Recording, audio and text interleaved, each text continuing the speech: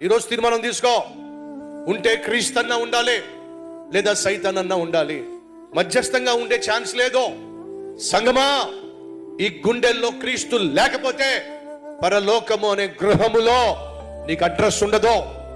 నువ్వు అక్కడికి వెళ్ళే ఛాన్స్ లేదు. కల్వరి టెంపుల్ సభ్యుడు అయినా, కానుకలు ఇచ్చేవాడివైనా, కల్వరి స్వరాన్ని బలపరిచే వ్యక్తివైనా, కల్వరి సేవలో పాల్పంచుకుంటున్నా, ఇవేవి చెల్లుబాటు కావో. ఒకే ఒక్కరో నిన్ను పరలోకానికి తీసుకుని వెళ్ళగలరు. ఆయన పేరు ప్రభు అయిన యేసు. ఆయన సెలవిచ్చాడు, నేనే మార్గము, నేనే సత్యము, నేనే జీవము, నా ద్వారా తప్ప ఏ ఒక్కడు పరలోకానికి రాడో. వీళ్ళు ఎవరైనా పరలోకానికి వెళ్ళాలని ఆశపడుతున్నారా చచ్చిపోయిన తర్వాత?